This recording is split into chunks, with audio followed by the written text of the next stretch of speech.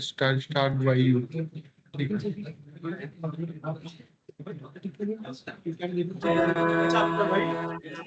Pause को ये स्वर्ग संसार अति उत्तम जीवन में व्यवहार ना हम रहे अपने हम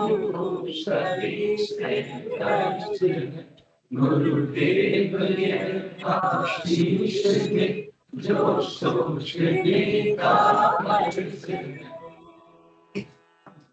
हम हो पुजारी तत्व के गुरुदेव के आदेश के सच प्रेम के निकलने के सत्य करके झूठी राह की अन्याय की अभिमान की सेवा करने को दास की परवाह नहीं हो जाती छोड़े ना हो हम बुद्धि से हो विश्वमय से विश्वमय हो राम में और कृष्ण में जगदेव में जगदीश में हरे परताप हम वीर हो अति वीर हो उज्ज्वल रहे सर्वश्रेष्ठ बीज धर्म रख हम वीर हो अति शुद्ध हो आचार्य से मन हमारा सर्वदा आध्यात्म की शक्ति हमें अभी नहीं करते जुदा इस अमर आत्मा में हर सांस भरने जग मौत भी आ गई सुख दुख हमसे कम गए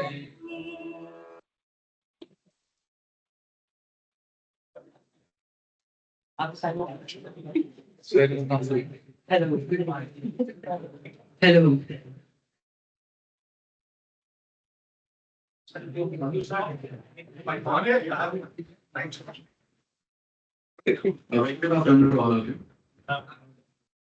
NBFC to start with कि what is the difference between the first कि banks और NBFC में क्या difference? पहले से banks चल रही थी पर NBFC क्यों आया?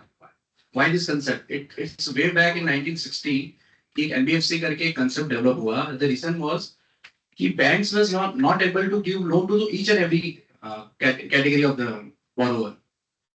NBFC ये concept इसलिए आया कि बहुत सारे small size कस्टमर्स थे जिनको लोन बैंक्स प्रोवाइड नहीं कर पा रही थी. Reason may be there are various reasons. तो 1960 में एनबीएफसी ये कांसेप्ट डेवलप हुआ. उसके बाद 1997 में सबसे पहले एसेट फाइनेंस कंपनीज ये कांसेप्ट आया. Asset finance companies is nothing but जो स्पेसिफिकली एसेट के भी एसेट हो स्पेसिफिकली मॉर्गेज है उसके ऊपर वो फाइनेंस देती थी. 1997 में जैसे ही ये बूम करने वाला था एनबीएफसी उसके बाद एक इशू हो गया कि एशियन फाइनेंशियल क्राइसिस आ गई. यही रीजन था कि फिर एनबीएफसी को थोड़ा सा फाइनेंशियल क्राइसिस का सामना करना पड़ा. तो इतना जो डेवलप होना चाहिए था एनबीएफसी उतना डेवलप हो नहीं पाई. अगेन 2006 में फिर कुछ कंपनीज आई जैसे कि इन्वेस्टमेंट कोर कंपनीज आई. उसके बाद 2016 में वापस कुछ एनबीएफसी बनी. 2002 के अंदर आरबीआई ने मैंडेट किया था एक risk based internal audit. This is what our topic is. वो बैंक्स के लिए उन्होंने मैंडेटरी करा था 2002 में. 2021 के अंदर आरबीआई को ये ख्याल आया वापस कि एनबीएफसी जिस हिसाब से ग्रो कर रही है इतना इवोल्यूशन हो रहा है तो इट्स लाइक कि बहुत ज्यादा मैंडेटरी नीड है कि एनबीएफसी को भी इस परव्यू में लिया जाए. तो it was decided in 2021 to mandate this risk based internal audit for NBFC जो कि मार्च 2022 में के बाद इसको एप्लीकेबल कर दिया कि उसके बाद से सबके ऊपर एप्लीकेबल हो रहा है. उसकी क्राइटेरिया है कुछ तो एनबीएफसी को थोड़ा सा रेगुलेशंस में लाने के लिए उन्होंने स्ट्रिक्टली किया. आज का टॉपिक हम लोगों का है कि risk based internal audit. Before understanding this आज हम लोगों ने इसलिए रखा है कि एनबीएफसी क्या क्या होती है, क्या क्या टाइप्स ऑफ एनबीएफसी है, इंपॉर्टेंट लेयर्स क्या क्या होती है एनबीएफसी में, प्रूडेंशियल नॉर्म्स क्या है, ये सब कुछ हम लोग समझेंगे। दिस वुड बी इनिशियली कि ये जरूरी है एनबीएफसी की रिस्क बेस्ड ऑडिट करने के लिए पहले समझना जरूरी है कि कंसेप्ट्स क्या क्या यूज हो रहे हैं, what are the requirements. So that will continue. Thank you sir. Topic है एनबीएफसी। ये एक तो आपके सी फाइनल चैप्टर में 5 to 10 मार्क्स कवर करता है। और सर ने बताया एनबीएफसी ऑडिट करने के लिए पहले आपको एनबीएफसी के बारे में जानना होगा कि कितने टाइप्स की एनबीएफसी होती है, कितने लेयर्स होते हैं एनबीएफसी के। तो मैं टॉपिक क्या क्या कवर करने वाला हूँ। सबसे पहले डेफिनेशंस के बाद एनबीएफसी को कैसे रजिस्ट्रेशन करेंगे, तो एनबीएफसी का रजिस्ट्रेशन प्रोसेस, जैसे सर ने बताया बैंक्स और एनबीएफसी में डिफरेंसेस होते हैं वो, और आरबीआई एक्ट 1934 के बारे में सबने सुना होगा। तो major sections of RBI act जो एप्लीकेबल होते हैं एनबीएफसी के ऊपर, तो कितने टाइप्स की एनबीएफसी होती है, कितने कैटेगरीज ऑफ एनबीएफसी होती है, और क्लासिफिकेशन ऑफ एनबीएफसी आरबीआई का जो भी मास्टर सर्कुलर है उसके बेसिस पे। तो सबसे पहले डेफिनेशन एनबीएफसी, ये section 45(i) subsection F of RBI act के अंदर एनबीएफसी की डेफिनेशन डिफाइन है। तो सबसे फर्स्ट है financial institution which is a company. तो पहले एनबीएफसी की डेफिनेशन समझने से पहले फाइनेंशियल इंस्टीट्यूशन की डेफिनेशन समझते हैं। तो फाइनेंशियल इंस्टीट्यूशन मतलब कि जो भी नॉन बैंकिंग इंस्टीट्यूशन है वही सारी एक्टिविटीज कर रही है। सबसे फर्स्ट लोन्स एंड एडवांसेस दे रही है, सेकंड एक्विजिशन ऑफ शेयर्स वगैरह एक्विजिशन कर रही है, स्टॉक फंड्स में इन्वेस्ट कर रही है, थर्ड हो गया वो इंश्योरेंस बिजनेस कैरी आउट कर रही है, फोर्थ हो गया वो हायर परचेज एग्रीमेंट के अंदर एंटर कर रही है, एंड फिफ्थ हो गया वो चिट्स बिजनेस के अंदर कर रही है। तो ये सारी एक्टिविटीज जो भी कर रही है उसको फाइनेंशियल इंस्टीट्यूशंस बोलेंगे। इसमें बाद में फर्स्ट पॉइंट हो गया financial institution which is a company. Second point हो गया कि नॉन बैंकिंग इंस्टीट्यूशन जिसका प्रिंसिपल बिजनेस है कि डिपॉजिट लेना एंड लेंडिंग करना। तो प्रिंसिपल बिजनेस के ऊपर आते हैं। प्रिंसिपल बिजनेस का मतलब क्या हुआ, तो प्रिंसिपल बिजनेस का डेफिनेशन है कि कोई भी कंपनी एनबीएफसी तब खिलाई जाएगी 50-50 क्राइटेरिया सुना होगा आपने। इसका financial assets total of the net assets का 50% से ज्यादा हो, और नेट एसेट्स मतलब कि total asset minus intangible assets. तो इंटेंजिबल एसेट अपन लेस करते हैं टोटल एसेट्स में से। एंड सेकंड क्राइटेरिया जिसका भी फाइनेंशियल इनकम होती है वो मोर देन 50% हो टोटल ग्रोस इनकम के अपने। तो अपन को इसके एक एग्जांपल के थ्रू समझते हैं कि प्रिंसिपल बिजनेस क्राइटेरिया कैसे, क्या नाम है, वो हो रहा है। एक एग्जांपल है कि पेड अप शेयर कैपिटल है 50 करोड़, नॉन करंट एसेट्स है loans and advances 61.75 crore, current assets total assets of the company, intangible assets, profit for the year और income from interest and dividend, gross income, ये सारे दिए हुए आपको एग्जाम से। तो फाइनेंशियल एसेट्स में अपने लोन्स एडवांसेस कवर हो गए, चाहे वो करंट हो या नॉन करंट हो, तो टोटल हो गए सर 74 करोड़। अपने को टोटल एसेट्स देखना, उसमें से इंटेंजिबल एसेट्स लेस करने हैं। तो total assets less intangible assets less करेंगे तो 608 करोड़ हो गया वो। तो इसका अपन देखेंगे 374 करोड़ डिवाइड बाय 608 करोड़ तो 62% हो गया। तो अपना फर्स्ट क्राइटेरिया मीट हो गया, 50% से ज्यादा होना चाहिए, तो फर्स्ट क्राइटेरिया मीट हो गया। तो इनकम फ्रॉम फाइनेंशियल एसेट्स देखेंगे 68 करोड़ था जो अपना इंटरेस्ट वगैरह का इनकम था, 68 करोड़ हो गया। ग्रोस इनकम का इनकम है 118.75 करोड़। तो ये भी अपन देखेंगे 68 डिवाइडेड बाय 118.75 करोड़ 57% हो गया। तो अपने दोनों क्राइटेरिया मीट हो गए। जब दोनों क्राइटेरिया मीट होते हैं तभी उसका प्रिंसिपल बिजनेस का क्राइटेरिया मीट कर लेते हैं। तो 50-50 टेस्ट उसने पास कर लिया। जिस कंपनी ने 50-50 टेस्ट पास कर लिया वो एनबीएफसी के लिए अप्लाई कर सकती है वो आरबीआई को। तो इस फर्स्ट पॉइंट हो गया कि financial institution which is the company. Second point हो गया नॉन बैंकिंग इंस्टीट्यूशन जिसका प्रिंसिपल बिजनेस डिपॉजिट्स का लेना है। बट थर्ड गवर्नमेंट ने अपने पास स्कोप रख दिया कि फ्यूचर में उनको कोई भी एनबीएफसी को डिफाइन करना है कि इसको एनबीएफसी के क्राइटेरिया में लेना है, तो गवर्नमेंट ऑफिशियल गेजेट के अंदर नोटिफाई करके उसको एनबीएफसी के क्राइटेरिया में ला सकती है। Important definition. तो कंक्लूजन क्या निकला कि अपन ने तीन डेफिनेशंस पढ़ी, इनका कंक्लूजन क्या निकला कि एनबीएफसी क्या हुआ। तो एनबीएफसी सिंपल है कि जो भी फाइनेंशियल इंस्टीट्यूशन एक्टिविटीज करती है वो क्राइटेरिया को फुलफिल करते ही एनबीएफसी जाती है। जैसे एनबीएफसी कंपनी है, obviously non banking financial company, नाम के अंदर कंपनी आ रहा है, जो ये सारी एक्टिविटीज करती है, लोन्स एडवांसेस दे रही है, एक्विजिशंस ऑफ शेयर्स कर रही है, leasing, hire purchase, insurance business के अंदर सबसे मेन जिसका प्रिंसिपल बिजनेस डिपॉजिट्स लेना हो, तो ये सारे जो भी एक्टिविटीज कर रही है वो एनबीएफसी के क्राइटेरिया में आ गई। तो फर्स्ट पार्ट इंपॉर्टेंट डेफिनेशंस वाला done. Second part NBFC registration process. Normally कोई भी एनबीएफसी रजिस्ट्रेशन प्रोसेस होता है वो 180 वर्किंग डेज टाइम लेती है। बट आपने स्टार्टिंग एप्लीकेशन करते टाइम आपने सारे प्रोसेस को फॉलो नहीं करा या डॉक्यूमेंटेशन स्टार्टिंग में आपने पूरी नहीं करी तो इससे ज्यादा टाइम लग सकता है। बट नॉर्मली 180 वर्किंग डेज के अंदर आपको रजिस्ट्रेशन प्रोसेस आपका कंप्लीट हो जाती है। तो सबसे पहले NBFC non banking financial company, सबसे पहले आपको कंपनीज एक्ट 2013 के अंदर आपको रजिस्ट्रेशन देना पड़ेगा आपको। फिर सेकंड पॉइंट आपको एनबीएफसी का बिजनेस प्लान बनाना पड़ेगा कि अगले 5 साल के अंदर आपका क्या क्या ऑब्जेक्ट्स आने वाले, क्या क्या आपके प्लान्स है। Second point done. फिर बाद में थर्ड पॉइंट हमने सारे डॉक्यूमेंट्स वगैरह बना लिए, तो कंसल्टेंट्स बताते हैं कि आपने सारे डॉक्यूमेंट सही बनाए हैं, जो भी आरबीआई की रिक्वायरमेंट थी वो सारी फॉलो करी है। थर्ड पॉइंट, फोर्थ पॉइंट, आप आरबीआई की वेबसाइट पे जाके एनबीएफसी के लिए अप्लाई कर सकते हो, तो आपको एप्लीकेशन रेफरेंस नंबर मिलेगा। फिर बाद में फिफ्थ पॉइंट, आपने प्रिपेयर एंड फ्रंट डॉक्यूमेंट्स, जो भी डॉक्यूमेंट्स आपके थे फिजिकली आपको आरबीआई की ऑफिस के अंदर आपको सबमिट करने पड़ेंगे। तो अगर आपने सारी चीजें प्रोसेस फॉलो कर लिया तो आपको इसी रजिस्ट्रेशन सर्टिफिकेट जाएगा आपको। तो आपका एनबीए के अंदर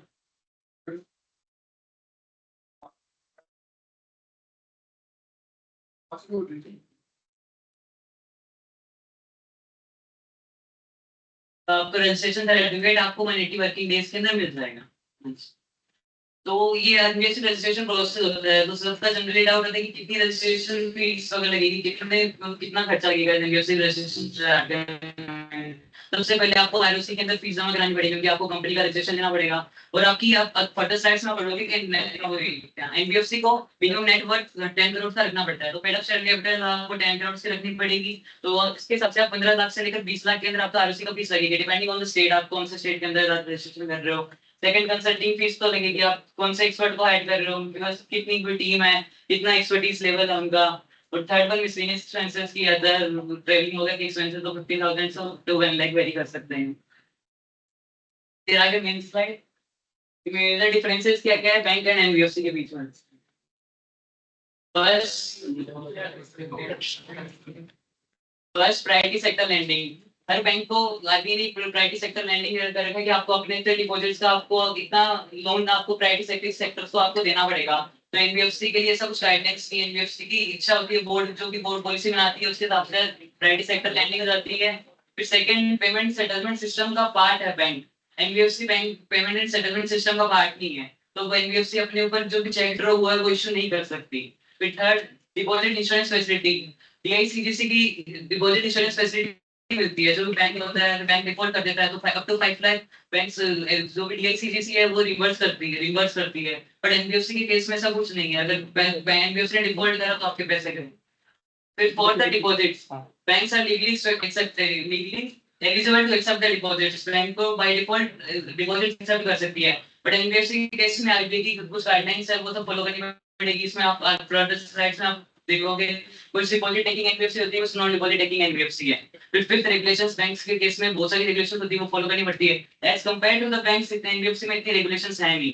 और सर्विसेज, बैंक्स बहुत सारी सर्विसेज प्रोवाइड करती है, mutual funds, credit card, insurance. और NBFC asset financing, loans offer करती है, इन्वेस्टमेंट्स ऑफर करती है।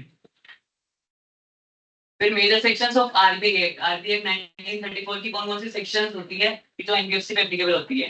तो सबसे फर्स्ट चैप्टर है chapter 3B of RBI act 1934, जो आरबीआई को पावर देता है कि आप कंट्रोल कर सकते हो एनबीएफसी को, फ्रॉड वगैरह तो ये कर रही सुपरवाइज कर सकते हो आप एनबीएफसी को। आरबीआई 1934 का चैप्टर 3 भी पावर देता है कि आरबीआई को आप सब कुछ देख सकते हो।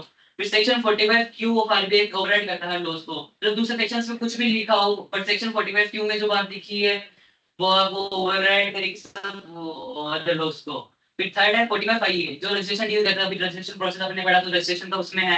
एंड नेट ऑन फंड का minimum net on fund, note जो भी एनबीएफसीज है, अलग अलग टैक्स की एनबीएफसीज है, उनके अलग अलग नेट ऑन फंड का क्राइटेरिया है, वो आपको फॉलो करना पड़ेगा। फिर section 45 maintenance of percentage of assets. जितनी भी डिपॉजिट्स थी उसका कुछ सर्टेन परसेंटेज इनको लिक्विड फॉर्म में एनबीएफसी को भी रखना पड़ता है, same as banks. And section 45(c) तो बोलते हैं कि आपको 20% ऑफ द प्रॉफिट होता है वो आपका रिजर्व फंड के अंदर पार करना पड़ता है, ताकि फ्यूचर्स में अगर कुछ प्रॉब्लम हुई, एनबीएफसी का कैश क्राइसिस हुआ, तो वो परसेंटेज ऑफ रिजर्व फंड के अंदर जो पैसा बचाएगा वो काम आए।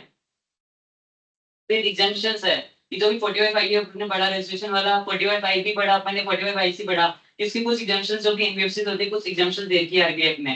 तो फर्स्ट है माइक्रो फाइनेंस लॉस, इसकी डेफिनेशंस अपन पढ़ेंगे आगे। माइक्रो फाइनेंस लॉस की लोन्स की है। फिर जो भी कंपनी सेक्शन 8 कंपनीज होगी एनपीओ वगैरह, वो कंपनीज है 2013 में रजिस्ट्रेशन उनको एग्जेम्पशंस दे रखा है।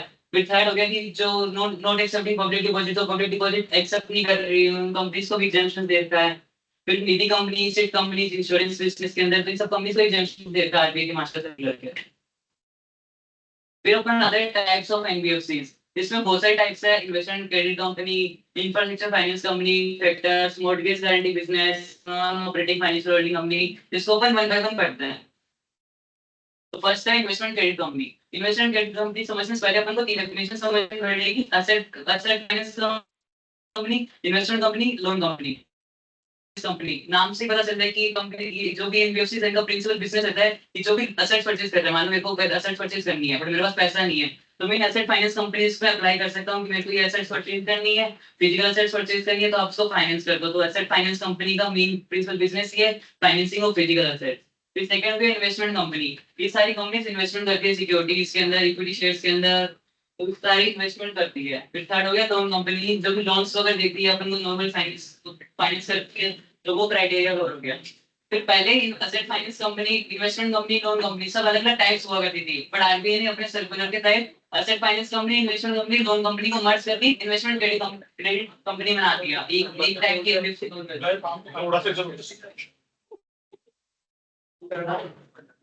तो अब इन्वेस्टमेंट क्रेडिट कंपनी की डेफिनेशन देखोगे तो इन्वेस्टमेंट क्रेडिट कंपनी मेनली तीन काम करती है। तो एसेट फाइनेंस करती है, जो एसेट फाइनेंस कंपनी करती थी।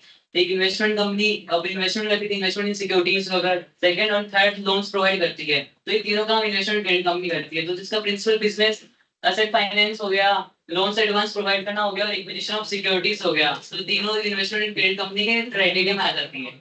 सेकंड इंफ्रास्ट्रक्चर फाइनेंस कंपनी, ये सारी टाइप्स ऑफ एनबीएफसी के नाम से आपको पता चलता है कि वो एनबीएफसी क्या काम करती है। जैसे इंफ्रास्ट्रक्चर फाइनेंस कंपनीज, इनका मेन काम है फाइनेंस ऑफ इंफ्रास्ट्रक्चर कंपनीज होती है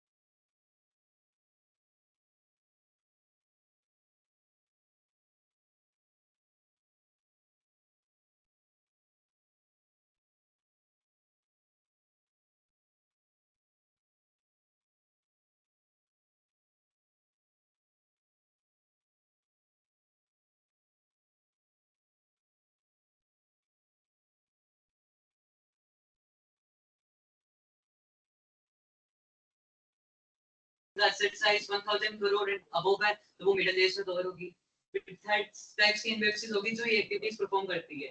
First होगी standalone primary dealers, second infrastructure debt fund, third core investment companies, fourth house financing companies and fifth infrastructure finance companies. तो ये सारी companies middle age का prevail करती है. And इसमें main point ये है कि जो standalone primary dealers है इंफ्रास्ट्रक्चर डेब्ट फंड ये ऑलवेज मिडिल रेंज में ही रहेगी. इससे एसेट साइज इनका 1000 करोड़ से कम हो या मोर देन 1000 करोड़. फिर एनबीएफसीज अपर लेयर्स होती है. इस अपर लेयर्स में टॉप 10 एनबीएफसीज रहती है. आरबीआई ने डिफाइन कर रखा है कि जो भी जिसको आरबीआई को लगता है कि इनको ज्यादा रेगुलेटरी रिक्वायरमेंट्स की नीड है तो आरबीआई उसके बेसिस पे अपर लेयर्स में एनबीएफसीज डिफाइन करती है. इसमें जो भी टॉप 10 एलिजिबल एनबीएफसी रहेगी एसेट साइज के बेस पे तो वो एनबीएफसी अपर लेयर्स में रहेगी. एंड इसके अंदर एक स्पेसिफिक पॉइंट है कि गवर्नमेंट की जो भी एनबीएफसीज रहेगी वो अपर लेयर में नहीं आएगी. मतलब वो सिर्फ बेस लेयर में रहेगी या मिडिल लेयर में रहेगी जब तक फर्दर नोटिस आरबीआई इशू नहीं करते तब तक. एंड फोर्थ पॉइंट हो गया टॉप लेयर. करंटली इसके अंदर कोई भी एनबीएफसीज नहीं है. अगर आरबीआई को लगा कि बहुत ज्यादा रिस्क हो रहा है एनबीएफसी जो भी अपर लेयर में थी तो इनमें बहुत ज्यादा रिस्क हो रहा है तो आरबीआई एनबीएफसी अपर लेयर से टॉप लेयर में डाल देगी. करंटली इसके अंदर कोई भी एनबीएफसीज नहीं है. फिर एनबीएफसीज कुछ एनबीएफसीज जो कि स्पेसिफिक एक्टिविटीज कैरिंग आउट कर रही है. जैसे कि फर्स्ट स्लाइड में बेस लेयर में मैंने आपको बताया था कि peer to peer account aggregator जो भी NBFC without availing public fund and customer interface है वो हमेशा बेस लेयर में प्रिवेल करेगी कि आपका जितना भी एसेट साइज हो वो मायने नहीं रखता. फिर सेकंड था कि एनबीएफसी जो भी डिपॉजिट टेकिंग एनबीएफसी थी इंफ्रास्ट्रक्चर फाइनेंस कंपनी होगी हाउस फाइनेंसिंग कंपनी होगी वो या तो मिडिल लेयर में रहेगी या अपर लेयर में रहेगी. वो बेस लेयर में कभी नहीं जाएगी. एंड थर्ड पॉइंट हो गया कि एनबीएफसी जो भी स्पेशल पर्पस एनबीएफसीज होगी एंड इंफ्रास्ट्रक्चर डेब्ट फंड होगी एनबीएफसीज वो ऑलवेज मिडिल लेयर में रहेगी. और गवर्नमेंट की ओन एनबीएफसीज है वो अपर लेयर में नहीं जाएगी. वो या तो बेस लेयर में रहेगी या मिडिल लेयर में रहेगी. फिर बाकी की बची एनबीएफसीज मतलब core investment and debt companies micro finance institutions sectors and mortgage guarantees company ये जो भी पैरामीटर्स रहता है जो भी एसेट्स का पैरामीटर रहेगा जो भी साइज रहेगी जो भी रिस्क रहेगा उसके हिसाब से base layer middle layer upper layer में डिफाइन होती है.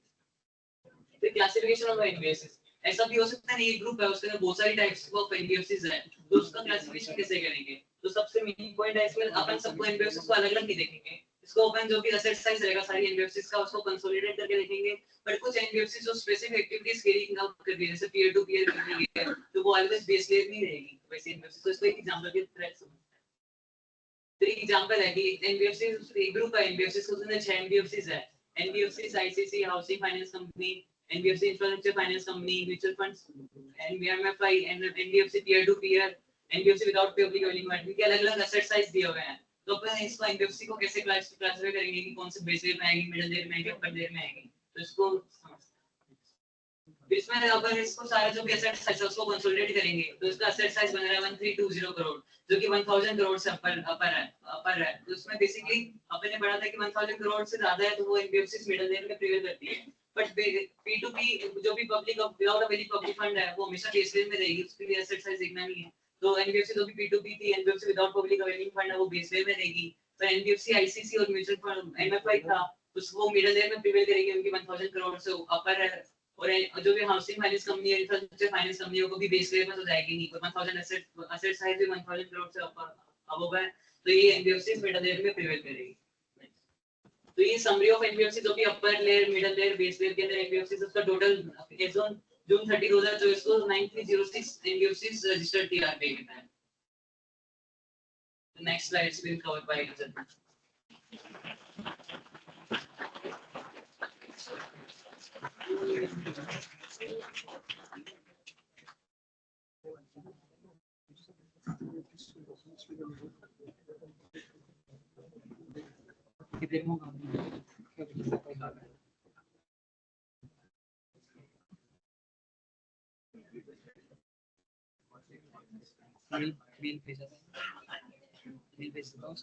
आरएनबीएफसी में नेटवर्क की रिक्वायरमेंट होती है तो हर कैटेगरी की अलग-अलग रिक्वायरमेंट है. जैसे P2P peer to peer account aggregator जो अवेल पब्लिक फंड्स नहीं कर रही है जिसका कस्टमर इंटरफेस नहीं है उसको 2 करोड़ है. और जो इन्वेस्टमेंट एंड ट्रेड फर्म्स है जो एमएफआई है फैक्टर उनकी 10 करोड़ है. जो अभी ऑलरेडी रजिस्टर्ड है उनको टाइम लिमिट दी गई है 31 मार्च 2027 तक वो 10 करोड़ की लिमिट अचीव कर ले. बट जो नई रजिस्टर होगी उनको अभी से ही 10 करोड़ की लिमिट अचीव करनी पड़ेगी. और जो इन्वेस्टी आईएफसी है इन्वेस्टमेंट फाइनेंस और इन्वेस्टमेंट डेट फंड उनको तो 300 करोड़ की लिमिट है. और नेटवर्क फंड का रिक्वायरमेंट का मतलब क्या है? नेटवर्क फंड का जिसमें से पहले ओन फंड है, उसका मतलब है इक्विटी शेयर कैपिटल, इसका इसके अंदर इंक्लूड होगा, plus compulsory convertible preference share जो कि इक्विटी नेचर का ही होता है, plus free reserves, plus share capital reserves, plus capital reserve जो कि सिर्फ सेल प्रोसीड्स का एसेट का और रिवैल्यूएशन ऑफ एसेट का इंक्लूड नहीं होगा, और इसमें से एक्सक्लूड कर देंगे एक्टिवेटेड लॉस बैलेंस और बुक वैल्यू ऑफ इंटेंजिबल्स और डेफर्ड रेवेन्यू एक्सपेंडिचर। इस ये कैलकुलेशन करने के बाद अपना आ जाएगा ओन फंड। ओन फंड आने के बाद जब दो चीजें माइनस कर देंगे तो उसमें आ जाएगा नेट ओन फंड। वो है जो अपनी इन्वेस्टमेंट्स है सेम ग्रुप ऑफ कंपनीज में, जैसे कि सब्सिडरीज और अदर एनबीएफसीज है, या फिर कोई बुक वैल्यू ऑफ डिबेंचर में इन्वेस्टमेंट कर रखा है, जैसे आउटस्टैंडिंग लोन्स, एडवांसेस, या फिर कोई डिपॉजिट्स विद सब्सिडरीज है, उसको माइनस करने के बाद नेट ओन फंड आ जाएगा।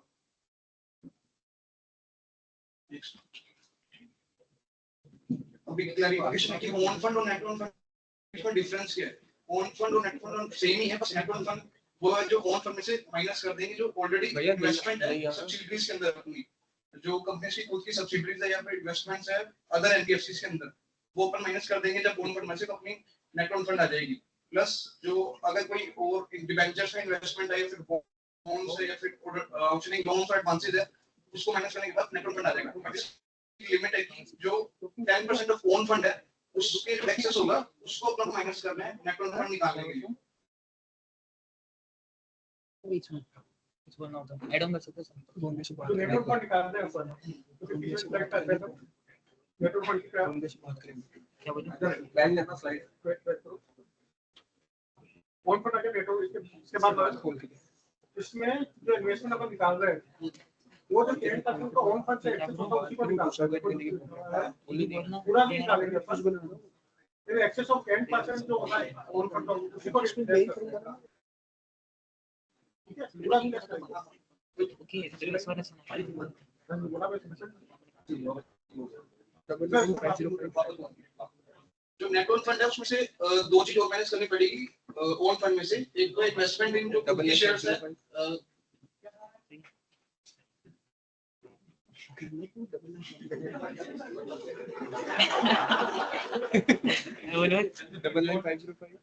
नेट ओन फंड निकालने के लिए ओन फंड में से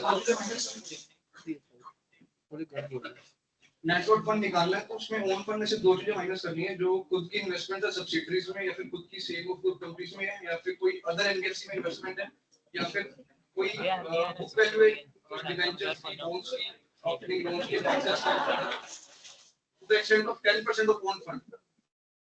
अगर 10% ऑफ ओन फंड से ज्यादा कोई अमाउंट है लोन एंड बॉन्ड्स की तो उसको आपको माइनस करना पड़ेगा ओन फंड में से, तब अपना नेट ओन फंड निकल जाएगा। ये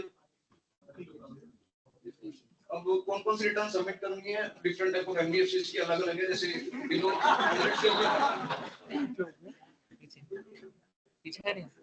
next. जो एनबीएफसीज का साइज बिलो 100 सीआर है उनको दो क्वार्टरली जाएगी और दो एनुअल रिटर्न जाएगी। क्वार्टरली के अंदर पहली है पीएनबी 02, इसमें इंपॉर्टेंट फाइनेंशियल पैरामीटर्स जाएंगे जैसे लायबिलिटीज और एसेट्स के कंपोनेंट्स, प्रूडेंशियल नोट जाएंगे, और जो एक जाएगी बीएनबी S13 क्वार्टरली, उसमें जाएगी इन्वेस्टमेंट्स की डिटेल जो ओवरसीज कर रखी है। और एनुअल के अंदर जाएगी एक एनुअल सर्टिफिकेट जो ऑडिटर देगा स्टैट्यूटरी, और एक फॉर्म में सर्टिफिकेट जाएगा जो अपॉइंटमेंट से रिलेटेड होगा स्टैट्यूटरी और सेंट्रल ऑडिटर का और स्टैट्यूटरी ऑडिटर का। और जो एनबीएफसी जिनका size below between 100 CR and 500 CR है उसका एक्चुअल दो रिटर्न्स है बीएनबी S04A और बीएनबी S04B। बाकी जो फर्स्ट की फोर रिटर्न्स है वो बिलो 100 सीआर वाली में भी जारी थी, इसमें सेम जाएगी। तो बीएनबी S04A है वो क्वार्टरली जाएगी जिसमें डिटेल जाएगी मिसमैच की, प्रोजेक्टेड कैश इनफ्लोज और आउटफ्लोज की based on the business projections. और जो बीएनबी S04B है उसमें जाएगी लिक्विडिटी से related and interest rate sensitivity से रिलेटेड डिटेल्स, जिसमें details of interest rates list जाएगी और कैश इनफ्लोज और cash outflows based on maturity patterns of assets है। अब जो एनबीएफसी से जिनका साइज 500 सीआर और 1000 सीआर के बीच में है उनकी रिटर्न्स जाएगी 6 तो सेम ही है जो पहले भी थी, जो बिलो 500 सीआर में जारी थी। जो एक्स्ट्रा रिटर्न्स है वो ये बीएनबी S08 सीआरएलआई एक कोड है जिसमें डेटाबेस मेंटेन करते हैं लार्ज राइट्स का, तो उसके पास डिटेल चाहिए होगी तुमको क्रेडिट इंफॉर्मेशन की, जो जिसको 5 करोड़ से ज्यादा का लोन दे रखा है एक बोरोवर को। तो डीएनबी S09 सीआरएलआई आरडीपी ये जाएगी वीकली, जिसमें फाइव शेयर से ऊपर जो लोन दे रखा है एनबीएफसी में डिपॉजिट टेकिंग में, नॉन डिपॉजिट टेकिंग में या फिर फैक्टर्स वाली में, जो इसमें सिंगल बोरोर इसका रिपोर्ट करेगा एसएमएस 0। एसएमएस 0 पर आगे बढ़ने क्या होता है, तो अब ये रिटर्न है फ्रॉड मॉनिटरिंग रिटर्न। ये जब जाएगी जब फ्रॉड आइडेंटिफाई हो जाएगा 1 लाख से ज्यादा का, इसमें डिटेल जाएगी कोई भी फ्रॉड किसी ने भी कमिट करा है, स्टाफ ने या फिर आउटसाइडर ने या फिर कस्टमर ने, अगर 1 लाख से ज्यादा है या फिर 1 लाख का है, तो उसको इस रिटर्न में आपको रिपोर्ट करना है। और एफएमआर 3 इसमें जाएगी इन अपडेटेड इंफॉर्मेशन और एफएमआर 1 वही वाली। एफएमआर 4 ये जाएगी क्वार्टरली, जिसमें कोई भी चोरी हुई है, कोई भी रॉबरी थेफ्ट वगैरह इसकी डिटेल जाएगी। अब जो एनबीएफसी मिडल लेयर है या फिर अपर लेयर है, उसमें जाएगी डिटेल्स डीएनबीएस 01 रिटर्न जाएगी पहले क्वार्टरली है, इसमें वही कंपोनेंट्स ऑफ एसेट जाएगा और लायबिलिटी जाएगा। डीएनबीएस 03 जिसमें जाएगी डिटेल्स पोटेंशियल नॉर्म्स की, यानी जो ऑलरेडी स्टैंडर्ड्स बता रहे कि आरबीआई ने एनबीएफसी को फॉलो करने के लिए, और जो शॉर्ट टर्म डायनेमिक लिक्विडिटी की रिटर्न है डीएनबीएस 04A क्वार्टरली जाएगी, जिसमें जाएगी प्रोजेक्टेड फ्यूचर कैश फ्लोज की डिटेल्स और structure liquidity and interest rate की सेंसिटिविटी डीएनबीएस 04B जो जाएगी मंथली, वो details of mismatch प्रोडक्टेड cash inflow है और आउटफ्लोज है, और डिटेल्स ऑफ इंटरेस्ट रेट्स। डीएनबीएस 08 सीआरएलआईसी वही जो पहले पड़ी थी, 5 करोड़ से ऊपर कोई भी लोन दे रखा है एक बोरोवर को, उसकी डिटेल्स जाएगी इसमें। डीएनबीएस 09 सीआरएलआईसी जिसमें डिपॉजिट टेकिंग एनबीएफसी या फिर non deposit taking systematically important या फिर एनबीएफसी सेक्टर्स वाली, उन्होंने को एक्सपोजर दे रखा है 5 करोड़ से ऊपर एक बोरोवर को, और जो रिपोर्टेड एसएमए 0 पे है वो उसकी डिटेल्स जाएगी। और एक जाएगी डीएनबीएस 10 स्टैट्यूटरी रेटर सर्टिफिकेट जो बिलो 100 सीआर वाले में भी थी, जिसमें continued regulatory compliance for all NBFCs, और डीएनबीएस 13 ओवरसीज इन्वेस्टमेंट डिटेल्स जिसमें कोई भी ओवरसीज इन्वेस्टमेंट कर रही है उसकी डिटेल्स चाहिए। एफएमआर 1 जिसमें वही जो स्टाफ ने या फिर किसी ने भी आउटसाइडर ने, कस्टमर ने, किसी ने भी 1 लाख या उससे ज्यादा का फ्रॉड कर रहा है उसकी डिटेल्स जाएगी। एफएमआर 3 इसमें जाएगी डिटेल्स जो अपडेटेड डिटेल्स है एफएमआर 1 की। होम सर्टिफिकेट में जाएगा एनबीएफसी का जो अपॉइंटमेंट करती है ऑडिटर का, स्टैट्यूटरी सेंट्रल ऑडिटर या फिर स्टैट्यूटरी ऑडिटर का। एफएमआर 4 क्वार्टरली जाती है, तो उसमें वही कुछ भी चोरी हुई है, कुछ भी रॉबरी थेफ्ट प्रोड्यूस डिटेल्स चाहिए। अब जो बाकी अगर एनबीएफसी से जो बच जाती है इसके अलावा उनके लिए 3 रिटर्न्स है डीएनबीएस 11 सीआईसी, ये जाएगी क्वार्टरली, इसमें वही फाइनेंशियल एसेट्स की कंपोनेंट्स के जो लायबिलिटीज और एसेट्स की कंपोनेंट्स डिटेल्स है, पीएनएल अकाउंट की डिटेल है वो जाएगी। और इंपॉर्टेंट प्रूडेंशियल पैरामीटर्स के लिए जाएगी डीएनबीएस 12 जिसमें जो भी कंप्लायंसेस है प्रूडेंशियल नॉर्म्स के वो जाएगी, जो हो सकते हैं जैसे कैपिटल एडिक्वेसी, एसेट क्लासिफिकेशन जो आरबीआई बोलता है एनबीएफसी को मेंटेन करने के लिए कि इतना होना चाहिए, तो वो उसकी डिटेल्स जाएगी। और एक जाएगी डीएनबीएस 1432 important financial and prudential parameters, इसमें भी components of assets and liabilities with the compliance of prudential की डिटेल जाएगी।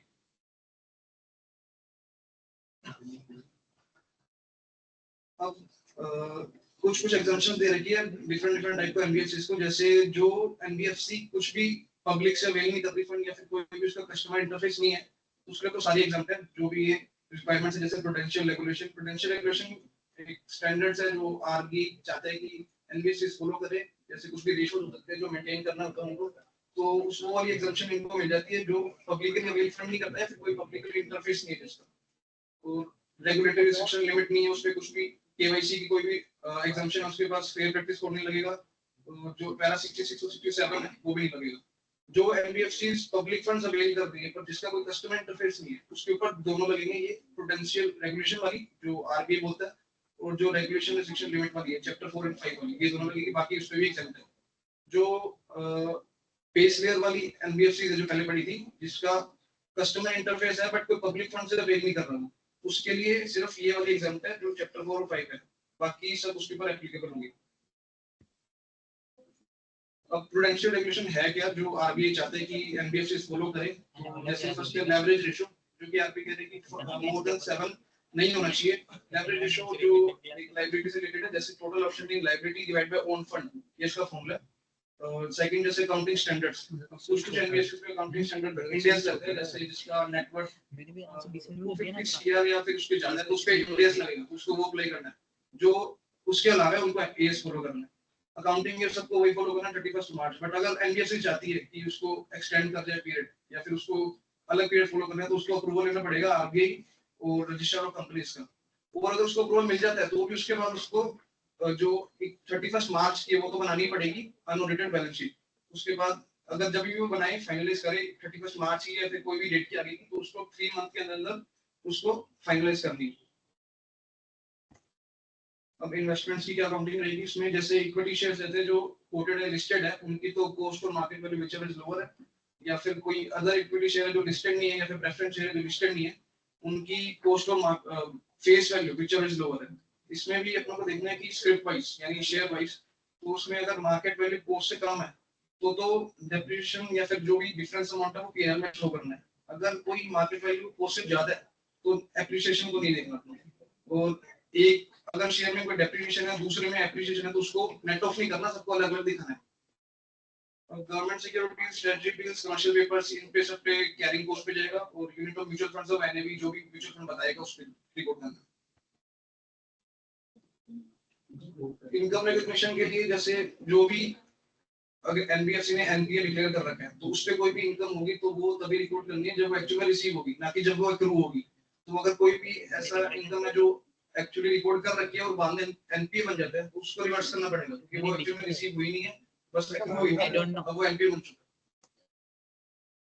अगर किसी लोन में किसी को भी मोरटोरियम दे रखा है यानी कोई भी एक्सटेंशन दे रखा है कस्टमर के कहने पे कि उसको कोई भी फाइनेंशियल डिफिकल्टी थी कस्टमर को, तो उसने एक्सटेंशन दिया बैंक ने, एनबीएफसी ने कस्टमर को, तो उसमें जो भी इंटरेस्ट इनकम है वो रिकॉग्नाइज कर सकता है और वो स्टैंडर्ड अकाउंट ही उसको रिकॉग्नाइज करेगा।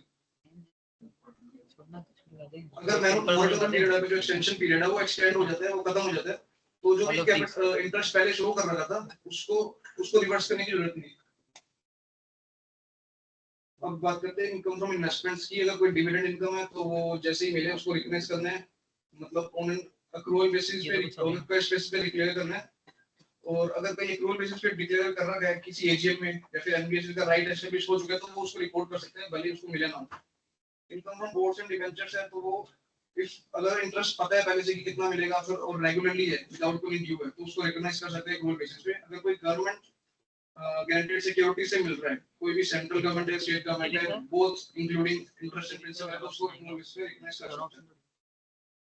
नेक्स्ट, अब अलग अलग क्लासिफिकेशन होता है एसेट्स का, जैसे अगर स्टैंडर्ड एसेट है यानी कोई भी डिफॉल्ट नहीं है तो उस पे प्रोविजनिंग रहती है 0.25%, इतना प्रोविजन डालना पड़ेगा एनबीएफसी को। एसएमए 0 यानी स्पेशल मेंशन अकाउंट है जो एनपीए नहीं बना है बट एनपीए कुछ ना कुछ इसका पेमेंट है जो डिफॉल्ट होगा, तो अगर 30 दिन तक ऐसा पेमेंट पोस्ट भी नहीं आया तो उस पे 0.5% रहेगा प्रोविजन। एसएमए 1 और एसएमए 2 है 30 डेज से 60 डेज और 60 डेज से 120 डेज जो कि 24-25 तक था। अगले साल से 25-26 से 90 डेज हो जाएगा जो बैंक ऑफ से, तो उस पे भी 0.25% का प्रोविजन रिक्वायरमेंट है। सब स्टैंडर्ड एसेट है जिसमें अगर ग्रेटर देन 120 डेज तक ड्यू रह जाता है 24-25 तक या फिर 90 डेज से ज्यादा हो जाता है 25-26 तक तो उसमें 10% है। डाउटफुल एसेट यानी जो सब स्टैंडर्ड में पड़ा है 18 मंथ से ज्यादा और उसके बाद वो अनसिक्योर्ड भी है तो उस पे 100% बनेगा प्रोविजन।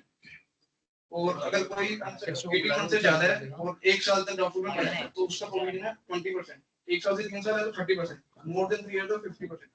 अगर कोई लॉस एसेट है यानी एनबीएफसी ने डिक्लेयर कर दिया कि इसका पैसा तो नहीं आना है या फिर कोई ऑडिटर ने बोल दिया आरबीआई ने बोल दिया कि इसका पैसा नहीं रिकवर होगा तो उसका 100%। नॉन कोऑपरेटिव बोरोअर्स यानी कुछ ऐसे बोरोअर्स होते हैं जो कुछ इंफॉर्मेशन प्रोवाइड नहीं करते हैं, जो एनबीएफसी से डिमांड करते हैं या फिर कोई एक्सेस नहीं देते हैं सिक्योरिटीज का, या फिर कुछ भी लोन एग्रीमेंट होते हैं जो टर्म्स होते हैं उसका ब्रीच करता है तो उसको एक 30 डेज नोटिस मिलता है क्लैरिफाई करने के लिए, उसके बाद उसको क्लासिफाई कर देते हैं नॉन कोऑपरेटिव। इसके अंदर अगर वो नॉन कोऑपरेटिव क्लासिफाई हो जाता है तो बैंक को प्रोविजन करना पड़ता है 5%। वैसे तो नॉर्मली स्टैंडर्ड अकाउंट्स के लिए 0.25%, बट अगर वो नॉन कोऑपरेटिव हो जाता है तो उसका होगा प्रोविजन 5%। अब इस ये जो प्रोविजन है ये लग रहा है एनबीएफसी फैक्टर्स पे, डिपॉजिट टेकिंग पे और नॉन डिपॉजिट टेकिंग एनबीएफसी जिसका एसेट साइज है 500 सीआर से ज्यादा या फिर उससे ज्यादा। नेक्स्ट, रीस्ट्रक्चरिंग मतलब है किसी भी जो अकाउंट है उसमें कुछ चेंजेस करना, यानी कस्टमर की डिमांड पे कोई भी जो उसके टर्म्स है लोन की कोई पीरियड हुआ या फिर अमाउंट हुआ या फिर कोई भी इंस्टॉलमेंट हुआ उसमें भी चेंज करना, रिलैक्समेंट देना। हो सकता है कि कस्टमर की फाइनेंशियल कंडीशन सही नहीं है, वो प्रेजेंटली पे नहीं कर पा रहा तो उसको रीस्ट्रक्चरिंग कर सकते हैं लोन्स को, उसमें कुछ ना कुछ चेंजेस करके, तो वो अकाउंट होता है रीस्ट्रक्चर अकाउंट। अब कोई अकाउंट अगर स्टैंडर्ड अकाउंट है तो उसको अगर रीस्ट्रक्चर करते हैं तो वो सब स्टैंडर्ड बन जाता है। अगर कोई और कैटेगरी में यानी एनपीए ऑलरेडी या फिर कुछ सबस्टैंडर्ड है डाउटफुल है तो उसमें रहता है। तो अगर कोई रिस्ट्रक्चरिंग हमेशा अलग अलग लोन से होती है। अगर कोई एक क्लास ऑफ लोन को रिस्ट्रक्चर कर दे, जैसे सारे एग्रीकल्चर लोन ही रिस्ट्रक्चर कर दिए तो उसको रिस्ट्रक्चरिंग नहीं बोलेंगे। एक कस्टमर का अकाउंट अगर रिस्ट्रक्चर करते हैं तो उसको रिस्ट्रक्चरिंग बोलेंगे। नेक्स्ट, स्टैंडर्ड एडवांसेस जो होते हैं जिसको रिस्ट्रक्चर करा जाता है, अगर वो स्टैंडर्ड है तो उस पे तो प्रोविजन रहेगा 5% का जो पहले पढ़ा है। अगर एनपीए है तो उन पे हायर रेट रहेगा। और इसका जो डिस्क्लोजर जाएगा अलग से नोट्स ऑन अकाउंट्स में इंफॉर्मेशन का, जिसमें एडवांसेस की जो भी एडवांसेस है जो भी रिस्ट्रक्चर कर रखा है उसकी डिटेल्स जाएगी। और जो बोरोवर्स है उनकी भी डिटेल जाएगी जिसका ओवरड्यू है डे एंड प्रोसेस पे। सिमिलरली जो क्लासिफिकेशन है बोरोवर का, एसएमए है, स्पेशल मेंशन अकाउंट है या फिर एनपीए, वो डे एंड प्रोसेस होगा उसका। और कोई भी लोन अकाउंट है जिसका अरियर है, मतलब यानी ड्यू है, मिला नहीं है पैसा, इंटरेस्ट है प्रिंसिपल का, तो उसका भी डिटेल जाएगी नोट्स में। इनकी जो भी रिस्ट्रक्चर अकाउंट होते हैं, इनकी जब एक्चुअली रियलाइज होगा इंटरेस्ट इनसे तभी रिकॉग्नाइज करेंगे, गोल्ड बेसिस पे नहीं रिकॉग्नाइज करेंगे। Next, investment policy. इसमें एनबीएफसी खुद अपनी इन्वेस्टमेंट पॉलिसी बनाती है कंपनी के लिए। इसमें लॉन्ग टर्म और करंट क्लासिफाई कर सकती है। और इसमें फ्रेमवर्क फॉर रिवाइटलाइजिंग। रिवाइटलाइजिंग का मतलब है, रिवाइटलाइजिंग का मतलब है चेंज करना यानी एक्टिव करना। कोई ऐसा अकाउंट है जो इनएक्टिव हो चुका है, कोई पेमेंट नहीं मिल रहा है कुछ भी रीजन से, तो उसको वापस एक्टिव करना, वो रिवाइटलाइजिंग है डिजिटल एसेट। इसमें अगर किसी का भी कोई भी लोन है जिसका एक्सपोजर 5 ईयर से ऊपर है तो उसकी डिटेल जाएगी, क्रेडिट इंफॉर्मेशन की, कुछ बोरोवर्स की, और उनको मॉनिटर करना पड़ेगा उन अकाउंट्स को। एसएमए 1 और एसएमए 2 में कैटेगराइज करना पड़ेगा। तो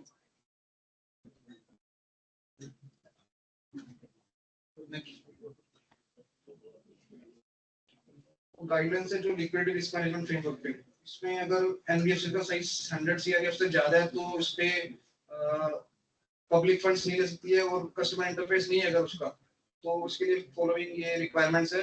तो इसके लिए जैसे एक पॉलिसी होनी चाहिए लिक्विडिटी रिस्क मैनेजमेंट की, व्हिच टू इंश्योर करे कि सफिशिएंट लिक्विडिटी मेंटेन कर रही है एनबीएफसी। और एलको यानी कोई एसेट लायबिलिटी कमिटी है जो कि responsible liquidity risk management strategy बनाने के लिए।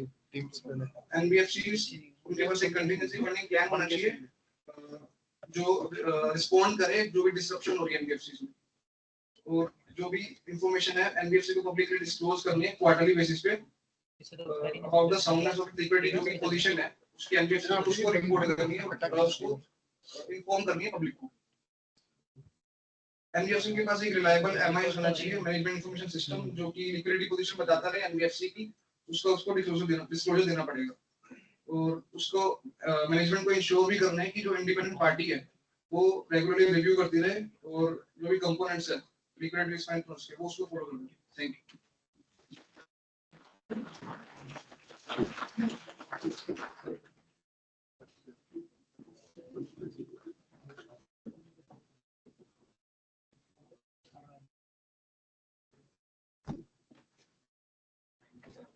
तो बेसिकली प्रूडेंशियल नॉर्म्स पढ़ लिया, टाइप्स पढ़ लिया आपने, एनबीएफसी का प्रूडेंशियल नॉर्म्स पढ़ लिया। ये ज्यादा हो जाएगी। अरे उनकी रिपोर्ट में आवाज ऐसे नहीं है कि रिपोर्टिंग में। तो अब सबसे पहले शुरू करते हैं रेगुलेटरी एक्सटेंशंस। ठीक है, तो रेगुलेटरी एक्सटेंशंस सबसे पहले पॉइंट ऑफ व्यू प्रेडिक्टेबल की investment credit investment consideration norms for NBFCs. तो basically कोई NBFC which is held by the NOFSC, full form है इसकी non operating financial holding company। basically ये वो कंपनी होती है जो खुद इससे मतलब एक तरह से खुद NBFC के वर्क नहीं करती, ये अपनी सब्सिडीज बनाती है, उनको ओवरसीज करती है। और ये अब जो हेल्प जो सब्सिडी कंपनी है which is held by NOFSC shall not be have exposure into promoters group entities and individuals associated with promoters group make investment in equity debt capital instrument in any of financial entities under NOFSC। investment in equity instrument of other NOFSC basically exposure नहीं करेगी। अब standing credit service का मतलब ये second point जो है इसका basically मतलब है कि हर एनबीएफसी के अंदर कुछ वो लोन और एडवांसेस को प्रोवाइड करेगी वो सेक्टरल एक्सपोजर अकाउंट के अंदर which is depends on the board approval. जो बोर्ड अप्रूव करेगी उनके अकॉर्डिंग वो अपने लोन से एडवांसेस सेक्टर को देगी। ठीक है, बेसिकली अब इसके नीचे पॉइंट्स लिखा हुआ है जो इंपॉर्टेंट इसलिए है कि अगर कोई एनबीएफसी लोन प्रोवाइड करती है against the movable asset which is depreciable in the nature, ठीक है, तो उस लोन को या अपन for the purpose of credit appraisal, prudential limits and exposure purpose के लिए अनसिक्योर्ड ट्रीट करेंगे। आफ्टर दैट इसके बाद आता है डिक्लेरेशन ऑफ डिविडेंड। कोई भी एनबीएफसी अगर डिविडेंड डिक्लेयर करती है तो उसको बेसिकली क्या फोर कंडीशन है ये जो सेटिस्फाई करनी पड़ेगी, ठीक है। जो four condition basically first condition है उनको एनबीएफसी को मिनिमम कैपिटल रिक्वायरमेंट फुलफिल करनी पड़ेगी। Capital requirements which is capital education ratio जो 9% होता है बेसिकली लास्ट 3 फाइनेंशियल ईयर के अंदर। After that, NPA ratio shall be less than 6% in each last 3 financial year, and also comply with the provision of section 45 IC of the RBI Act, and NBFC shall be compliant with the prevailing regulation guidelines issued by RBI. अब after that ये condition satisfy करने के बाद भी जो NBFC वो declare कर सकती है dividend up to dividend pay out ratio 50%। And अगर कोई एनबीएफसी ये कंडीशन सेटिस्फाई नहीं करती उसके बाद भी डिविडेंड डिस्ट्रीब्यूट कर सकती है। उसकी कंडीशन है कि जो एलपी रेशियो है for which last financial year जो वो dividend only 10% up to the declare कर सकती है, उसके लिए उसको दो condition need to be satisfy है। Means the applicable minimum capital adequacy ratio जो उस करंट फाइनेंशियल ईयर के लिए जरूरी है उसी करंट फाइनेंशियल ईयर के लिए वो फुलफिल करनी चाहिए, and NP ratio should be less than 4%। After that ceiling on IPO, basically there shall be ceiling of 1 crore rupees की ceiling है per borrower, and loan against NBFC own share है, no NBFC shall lend against its own share। कोई भी NBFC money को lend नहीं कर सकती on its against on its own shares, and loan against security of shares है कि NBFC with asset size of 100 crore and above while lending against the collateral listed shares shall maintain a loan to value ratio 50% for loans granted against the collateral of shares at all times, and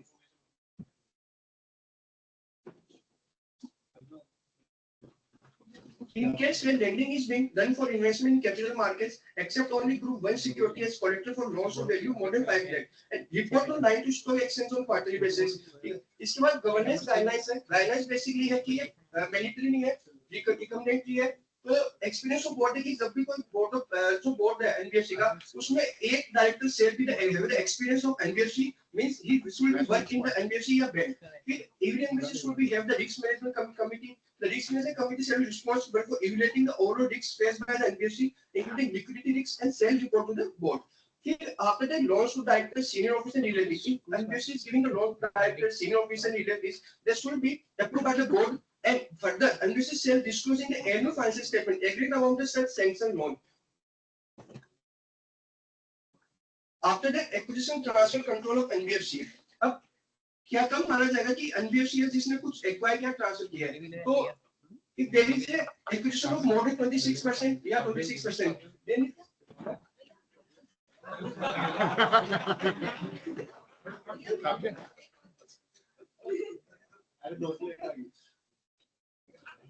if more than 26% of acquisition, then it should be treated as the acquisition या transfer। Yeah, if there is a change in the director of the 30% of more, then it will treat as an acquisition and transfer। After that, requirement of public notice about change in control. If there is a change in control, then we need to give the prior public notice at least before 30 days. And need for the public, if there is a closure of any branch and office by NBFC, then we should give them the notice before 3 months.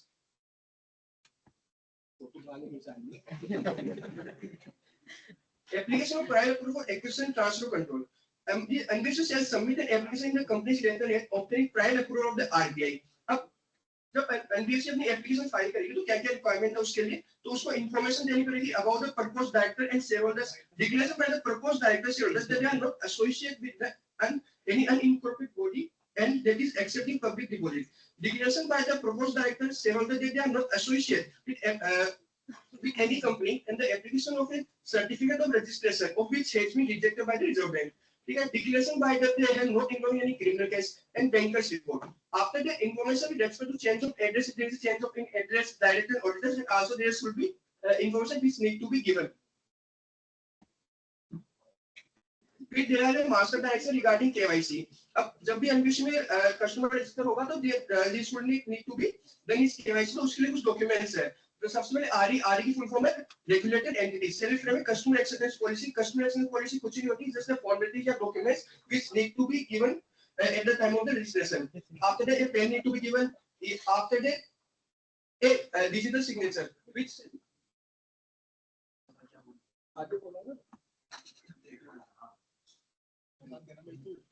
after that, there is a digital signature which is verified under Information Technology Act 2000, and a GST number which should be verified. Politically exposed person is the person which is somehow related from some any political positions. So वो भी अगर है तो we need to be given. Nomination declaration from the user. Nomination basically ऐसा होता है कि one person का नाम जाता है, but now ऐसा होने लग गया कि अपन we can give the nomination of more than one या more than 1% regarding like 20% to one person and 80% to another person वो भी अपन दे सकते हैं. After this, the customer also categorized as low and medium high risk on the basis of broad principles may be laid down by RE for risk categorized customer. And the Aadhaar number also need to be given. After that, there is a CDD procedure and sharing KYC information with central KYC reports. ये क्या होता है? Basically, एक customer का बार-बार KYC नहीं हो, इसलिए गवर्नमेंट ने क्या किया? एक central KYC report registry maintain किया जो रेगुलेट होता है through central registry of security asset reconstruction and security trust of India के थ्रू. इसके अकॉर्डिंग अगर आपको कहीं भी केवाईसी करानी है तो आप एक सेंट्रल नंबर जनरेट कर सकते हो और हर जगह केवाईसी कराने की रिक्वायरमेंट आपको नहीं पड़ेगी.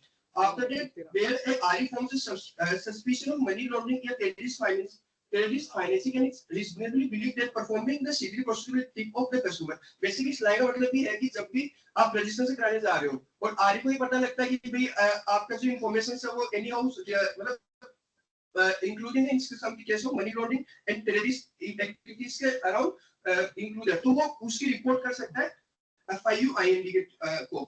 After that इसके बाद शुरू है अपना chapter number 7 which is fair practices. और बेसिकली फेयर प्रैक्टिसेस कौन से ये भी गाइडलाइंस है, ठीक है, रिकमेंड किए मेंटली नहीं है, ये अपनी बोर्ड पॉलिसी के अंदर एमपीएससी के अंदर होना चाहिए, ठीक है. तो इसके अंदर पहले आता है application for loans and their processing. तो जब भी लोन्स एक बंदा लोन लेने जाएगा तो उसके लिए बोर्ड को क्या क्या चीजें फॉलो करनी चाहिए. सबसे पहले एक मीनिंगफुल कंपैरिजन होना चाहिए, मतलब जो टर्म्स एंड कंडीशंस है वो स्पेसिफिकली होनी चाहिए ताकि जो बोरोवर है उसको एक कंपैरिजन कर सके अदर एनबीएफसी के लोन्स के साथ भी. After the loan application form से indicate document required submitted application form, ठीक है. Sorry it's a mandatory requirement and NBFC shall devise a system of giving acknowledgement or receipt of all loan application, preferably at the time frame with which loan applicable will be disposed of shall also be indicated the acknowledgement, ठीक है. So sanction letter होगा वो एक one credit NBFC के अंदर होना चाहिए basically, and the NBFC shall mention a penalty charge or late repayment in bold in the loan agreements. NBFC shall furnish a copy of loan agreement to understood by borrower along with the copy each of all enclosed parted in the loan agreement to all borrower at time of sanction. After that, penal charges in loan account, the quantum and reason for penal charges shall be clearly disclosed by NBFC to the customer in the loan agreement. And most important terms, condition, key effect statements. Before the implement by borrower is also type of a non-compliance of material terms. Basically, the point number 3 ये कहना चाहता है कि there is a default repayment. So there should be there should be a charge in the form of penal charges, not a penal interest or achieve there is a non-compliance of any terms and conditions in the sanction letter. After this, RE may charge interest or unpaid interest, including unpaid EMI, at the contract rate of interest till the date of limitation and not at the penal rate of interest. Disbursement of law, including changes in terms and conditions. NBFC shall give notice to the borrower in the vernacular language or language is understood by the borrower of any change in the terms and conditions, including disbursement schedule, interest rates, service charges, prepayment charges, etc. After that, charging of interest, इसकी summary basically इतनी सी है कि charging of interest जो होगा वो शुरू होगा when the loan is disbursed, not when the sanction letter is approved, या not when the like if the loan is given in the middle of the month, then the interest will charge from the middle of the month, not from the whole of the month. After the repossession of vehicle financed by NBFC, to ensure transparency, the terms and conditions of the contract loan agreements also contain provision regarding notice period before taking possession, circumstances under which the notice period can be waived, the procedure for taking possession of the security, and a provision regarding final charge to be given to borrower for repayment of loan before the sale and auction of the property, the procedure for giving repossession of borrower, and the procedure for sale auction of the property. After the key fact statement, basically key fact statement is a statement होता है जिसके अंदर material information होती है regarding loans, regarding the loans. RE shall provide cases to all prospective borrowers to help them. They can inform you before executing a loan contract as per the standardized format. KFC 7 provided with a unique proposal number होगा इसके अंदर, says have a validity of the three working days of the loan which is more than of the loan which has duration of the 7 or more 7 days. If the loan duration is less than 7 days, then the validity period of 1 working day. After that, the point of is communication. Communication basically है कि NBFC and their agents shall not resort to intimate या harassment of any kind, either verbal या physical. And 8 months से ये भी है अगर कोई अपन verbally मतलब communicate करे through message या email, then it should be after the 8 AM and before the 7 PM. Release of movable immovable property document or repayment settlement personal loss. इसका first point ये कहता है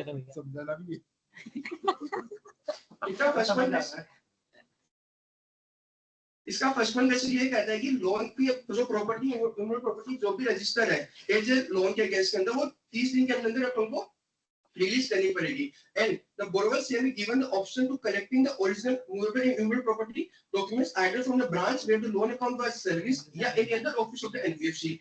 The timeline and place of return of original movable and immovable property document shall be mentioned in the loan sanction letter issue 1 year after effective date. In order to address the contingent event of damages of the sole borrower या joint borrower, NBFC shall have a well-laid-down procedure for return of original movable and immovable property documents to legal hire. Such as procedures shall be displayed on website of NBFC. In case of any delay, so releasing original movable and immovable property documents are following to file charge satisfaction from the relevant registered beyond 30 days. Attribute to the NBFC is self-compensation the borrower at this rate of 5,000 per 5,000 for each day of a delay. After that, there is a para 66 which is related to submission of a data to credit information companies.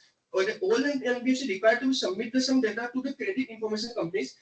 Basically, in terms of subsection 1 and 2 of section 17 of CIC regulation, a CIC may require its member to furnish credit information as it may deem necessary in accordance with the provision of the CIC Act 2005. And every such credit institution here to provide the required information to credit information company. In terms of regulation 10(a) second of the CIC regulation 2006, every credit institution shall give the credit information maintained by update regularly on a monthly basis or as such certain intervals as mutually agreed upon between the credit institution and the credit information company. Take all such steps which may be necessary to ensure that the credit information furnished by update accurate and complete. Data format for furnishing of credit information CIC and regulatory measures. इसमें भी basically समझाने का कुछ है नहीं.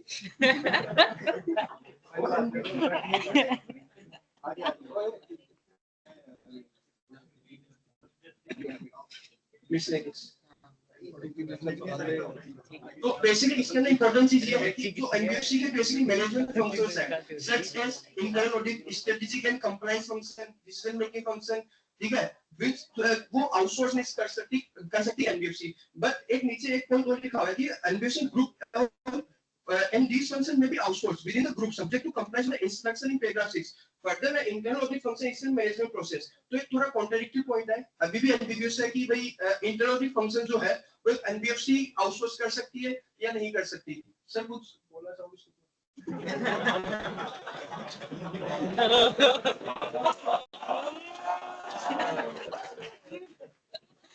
ये RBI की circular में लिखा हुआ है कि सबसे पहले आप ऊपर पढ़िए क्या लिखा हुआ है कि NBFC will choose to outsource financial services shall however not outsource core management functions. core management functions में क्या-क्या लिखा हुआ है कि internal audit, strategic and compliance functions and decision making functions. तो इस ऊपर तो स्पेसिफिकली उन्होंने कहा है कि आउटसोर्स आपको नहीं करना है. और अगर अपन ये वाला पॉइंट पढ़ेंगे further, while internal audit function itself is a management process, the internal auditors can be on contract. दोनों में क्या डिफरेंस है? नहीं बाकी तो दे ही नहीं सकते, इंटरनल ऑडिट पे नहीं बचेगा. एनबीएफसी सबके लिए एक क्वेश्चन है, जो भी इसका आंसर देगा उसके लिए गिफ्ट है. चॉकलेट तो खा चुके हो तुम. एनबीएफसी कंपनीज एक्ट 138 के अंदर जो इंटरनल ऑडिट है, तो एनबीएफसी मतलब आरबीआई जो ये कह रहा है ये वाला क्लॉज और 138 के अपॉइंटमेंट होता है इंटरनल ऑडिटर का. तो whether NBFC can be appointed under मतलब internal audit can be appointed under section 138 of Companies Act. Why? Sir उसमें स्पेसिफिक दे रखा है बैंकिंग कंपनी से एनबीएफसी से अप्लाई नहीं. Section 138 वही कौन सा आ गया कहीं नहीं दिया गया। सेक्शन 138 स्पेसिफिकली इंटरनल ऑडिट की बात करता है, ठीक है। तो सेक्शन 138 क्या कहता है कि आप या तो इंटरनली करा लीजिए अपनी इंटरनल ऑडिट या फिर आप आउटसोर्स कर सकते हो। तो वहां पर कोई मतलब ऐसा नहीं लिखा हुआ। बट आरबीआई क्या कह रहा है, आरबीआई कह रहा है कि इंटरनल ऑडिट मैनेजमेंट फंक्शन जो कि मैनेजमेंट फंक्शन से उसको आउटसोर्स नहीं कर सकता। तो दोनों के अगर इंटरप्रिटेशन की अगर बात करें और अगर we are going on the very interpretation of the statute की अगर मैं बात करूं तो इंटरनल ऑडिट एनबीएफसी को अपना इंटरनल ऑडिट आउटसोर्स नहीं करना चाहिए। कोर फंक्शंस मतलब कुछ कॉन्ट्रैक्ट बेसिस पे आउटसोर्स कर सकता है। दिस मींस व्हाट कि इंटरनल ऑडिट डिपार्टमेंट तो मेरा ही हो, सब कुछ फंक्शंस आउट मेरे ही हो, मैं एरिया स्पेसिफिक वाइज जैसे कि हम लोग आज भी हम लोग काफी ऑडिट्स करते हैं तो स्पेसिफिक एरिया वाइज हम लोग ऑडिट कराते हैं। जैसे एंड ड्यूज की ऑडिट हो गई, एनपीए की स्पेसिफिकली ऑडिट हो गई, loan files books loans and advances की ऑडिट हो गई। तो स्पेसिफिकली एरिया वाइज ऑडिट हम लोगों को कॉन्ट्रैक्ट पे हम दे सकते हैं। But NBFC should not appoint 100% की इंटरनल ऑडिट अपॉइंट कर दिया और सब कुछ हो गया। बिकॉज आरबीआई ने बहुत बड़ी रिस्पांसिबिलिटी कंपनीज पे डाली हुई है कि आपको इंटरनल ऑडिट खुद का होना चाहिए। Because risk based internal audit भी अभी हम लोग आगे पढ़ेंगे इसके बाद, तब हमें समझ में आएगा कि कितना इंपॉर्टेंस है इसका। Thank you sir. After that, here is the last topic, is disclosure in financial statement and notes to accounts. So basically, NBFC will disclose as per the directions, applicable accounting standards, and laws and regulations. NBFC shall separately disclose its balance sheet regarding a provision made as per the directions without netting them for the income against the value of asset. The provisions shall be distinctly indicated under the separate head of account as provision for bad and doubtful debts and provision for depreciation in investment. Such provision for each year shall be debited to profit and loss account, and the excess provision, if any, held under the heads general provision and loss reserves may be written back without making adjustment against them.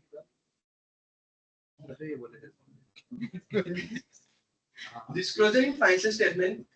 Next one, general disclosure है कि individual investment में omit those lines items. Disclosure is not applicable, not permitted, या फिर no exposure, no transaction, what if current year creation. It may be noted that mere mention of an activity, transaction, या item in disclosure template does not imply that it is permitted, and unbiased shall refer to the extent statutory and regulatory requirement by determining the permissibility या otherwise of activity of transactions. There's another disclosure regarding exposure. Exposure means like investing in loans and advances regarding exposure to real estate sector, exposure to capital market, sector exposure, intergroup exposures, and has foreign currency exposure. After this, you also need to give the disclosure regarding related party disclosure, including parent, subsidiary, associate, JV, director, reflective director, and disclosure of complaints regarding some information on complaints received by NBFC from customer and from the office of a. So 5 rounds of complaint received by NBFC from customers. Schedule to balance sheet of NBFC loans and advances available public deposit loans and advances given reasons for higher investment. Thank you guys.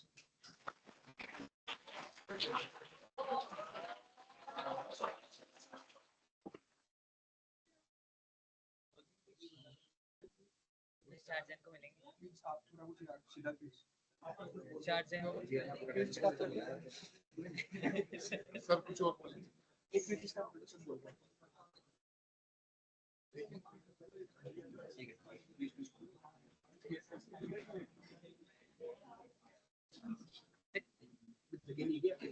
तो आज हम लोगों ने मतलब we have tried to understood the about the NBFC कि NBFCs क्या-क्या होती है, why it is very important, what are the types of NBFCs, what are the upper layer, base layer. तो अभी तक हम लोगों ने मतलब शायद we have heard this about this. Now this was the just a core मतलब basic हम लोगों ने समझने की कोशिश की what is the NBFC, what are the phenomena or what technical what do you say concepts of the NBFC. अगली class में हम लोग समझेंगे कि risk based internal audit exactly क्या होती है। तो रिस्क बेस्ड इंटरनल ऑडिट को अगली बार हम कंटिन्यू करेंगे।